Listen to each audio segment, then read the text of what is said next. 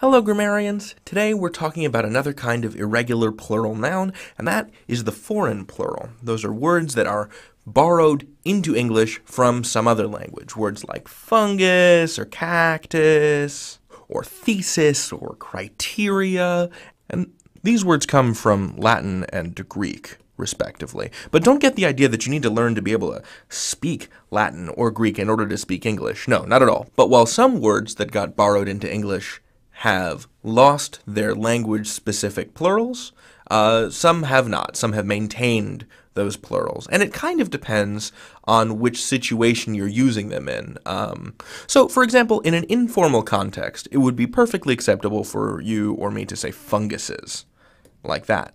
But if I was talking to a biologist, she would probably say fungi, if she were talking about them in a scientific context.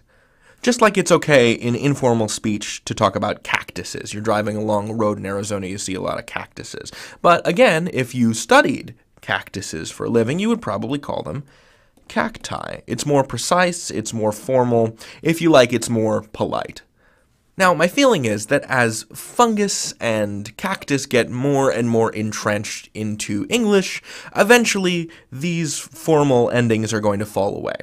And we're just going to have this regular plural. But for now, there are still some pluralizing rules for other languages that it helps to know. So let's go through those.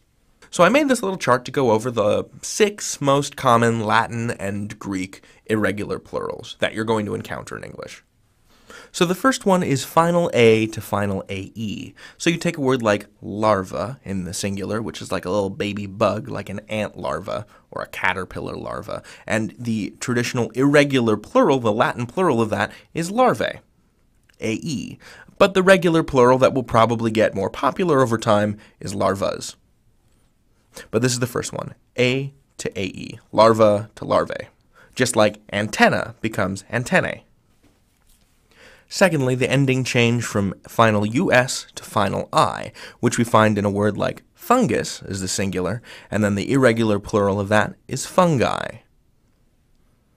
And as I said before, there are some people who use funguses, but again, that regular plural is more informal.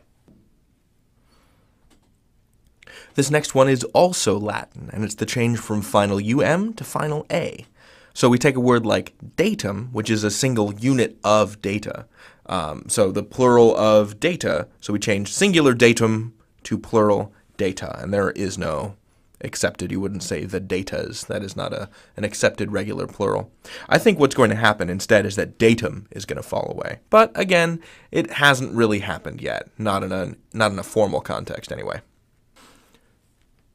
This next one is also Latin, and it's final EX or final IX to final ICES. So if you take a word like index or matrix, the plural of that is not indexes, but indices. Indexes is, again, the informal regular plural.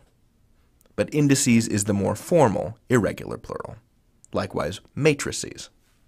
This one is Greek, and it's the change from final IS to final ES, as in the word thesis in the singular, becoming theses in the irregular plural. The regular plural of this I do not care for, because it is theses, and I think that sounds silly. But thinking something is silly is no reason to stand athwart the tide of linguistic change. Grumble, grumble. This last one is also Greek, and it's the change from singular on to plural a. So we take this word like criterion or phenomenon, and in the plural it is criteria or phenomena. Do. And as with datum, there isn't really a regular plural form for criteria. Nobody says criterions, because the word criteria is so much better known. Anyway, so these are 6 little ending rules, but like I said, you don't need to learn Latin or Greek in order to make sense of English. But having these 6 rules in your tool belt, if you use them judiciously, will probably come in handy. But for real, if you see a word and you don't know its derivation, just trust your instincts and give it a regular plural. Just tack on an S. You know, the world's not going to end. No harm will come to you. And if you're curious, you can look it up later.